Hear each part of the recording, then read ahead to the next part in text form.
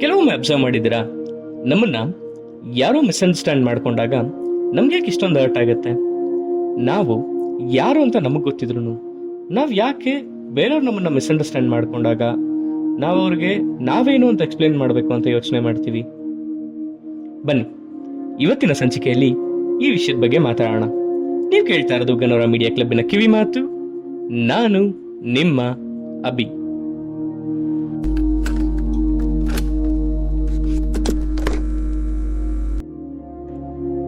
Just imagine, ಕೆಲವೊಮ್ಮೆ ನಾವು ಯಾರ ಹತ್ರ ಆದ್ರೂ ಹಾನೆಸ್ಟ್ ಆಗಿ ಒಂದು ವಿಷಯ ಹೇಳಿರ್ತೀವಿ, ಅದನ್ನ ತುಂಬಾ ಕ್ಲಿಯರ್ ಆಗಿ ಎಕ್ಸ್ಪ್ಲೇನು ಮಾಡಿರ್ತೀವಿ.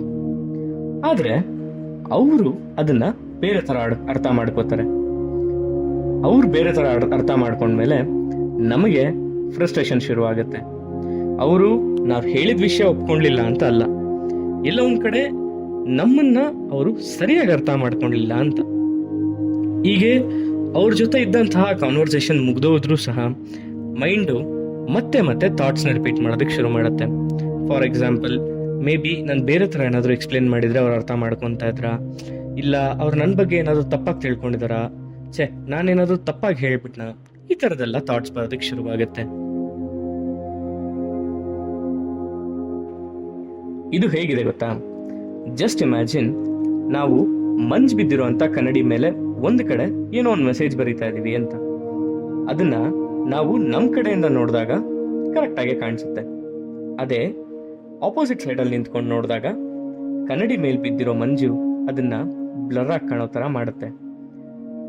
ಸೊ ಇವಾಗ ಅದು ಬ್ಲರ್ ಆಗಿ ಕಾಣಿಸ್ತಾ ಇದೆ ಅನ್ನೋ ಮಾತ್ರಕ್ಕೆ ಆ ಕನ್ನಡಿ ಮೇಲೆ ನಾವು ತಪ್ಪಾಗಿ ಬರ್ದಿದೀವಿ ಅಂತ ಅಲ್ಲ, ಅದ್ರ ಮೇಲೆ ಮಂಜು ಕೂತಿದೆ ಅಂತ ಅಷ್ಟೇ.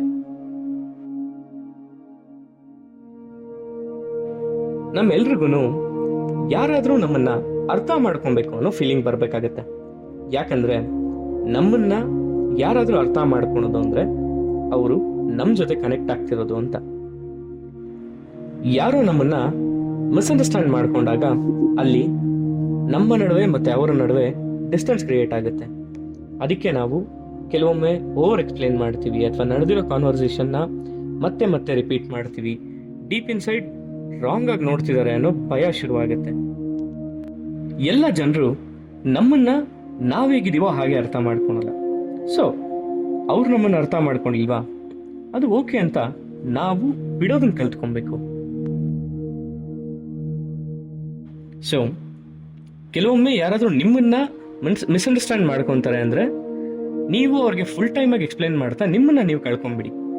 ಕೆಲವೊಮ್ಮೆ ನಿಮ್ಮ ವರ್ಡ್ಸ್ನ ಕೆಲವರು ಕೇಳ್ತಾರೆ, ಆದ್ರೆ ಇಂಟೆನ್ಷನಲ್ ಆಗಿ ಕೇಳಲ್ಲ. ಸೊ ಇವತ್ತಿನ ನನ್ನ ಸಣ್ಣ ಕಿವಿ ಮಾತೇನಪ್ಪ ಅಂದ್ರೆ, ನೀವು ಜೆನ್ಯೂನ್ ಆಗಿರಕ್ಕೆ ಎಲ್ಲ ಜನರು ನಿಮ್ಮನ್ನ ಅರ್ಥ ಮಾಡ್ಕೊಬೇಕು ಅಂತ ಏನಿಲ್ಲ. ಕೆಲವೊಮ್ಮೆ ಮನ್ಸಿಗೆ ನೆಮ್ಮದಿ ಸಿಗ್ಬೇಕು ಅಂದ್ರೆ ಕೆಲವರು ನಮ್ಮನ್ನ ತಪ್ಪಾಗಿ ಅರ್ಥ ಮಾಡ್ಕೊಂಡ್ರು ಪರವಾಗಿಲ್ಲ. ಆದ್ರೆ ಅದನ್ನ ನಾವು ಹೋಗಿ ನಿಲ್ಸಿ, ಇಲ್ಲ ನೀನ್ ಅರ್ಥ ಮಾಡ್ಕೊಂಡ್ರೋ ತಪ್ಪು, ನೀನ್ ಇದೇ ತರ ಅರ್ಥ ಮಾಡ್ಕೊಬೇಕು ಅಂತ ಹೇಳೋದ್ರಿಂದ ಎಲ್ಲೋ ಒಂದ್ ಕಡೆ ಅವ್ರು ಅದನ್ನ ಅರ್ಥ ಮಾಡ್ಕೊಂತಾರೋ ಬಿಡ್ತಾರೋ, ನಮ್ಮ ತಲೆಗೆ ರಿಪೀಟೆಡ್ ಥಾಟ್ಸ್ ಬರೋದಕ್ಕೆ ಶುರು ಆಗುತ್ತೆ. ನಾವು ರಿಪೀಟೆಡ್ ಆಗಿ ಆ ವಿಷಯದ ಬಗ್ಗೆ ಯೋಚನೆ ಮಾಡೋದಕ್ಕೇನೆ ಶುರು ಮಾಡ್ತೀವಿ. ಇದರಿಂದ ನಮಗೆ ನಮ್ಮ ಮನಃಶಾಂತಿನೇ ಹಾಳಾಗೋದು.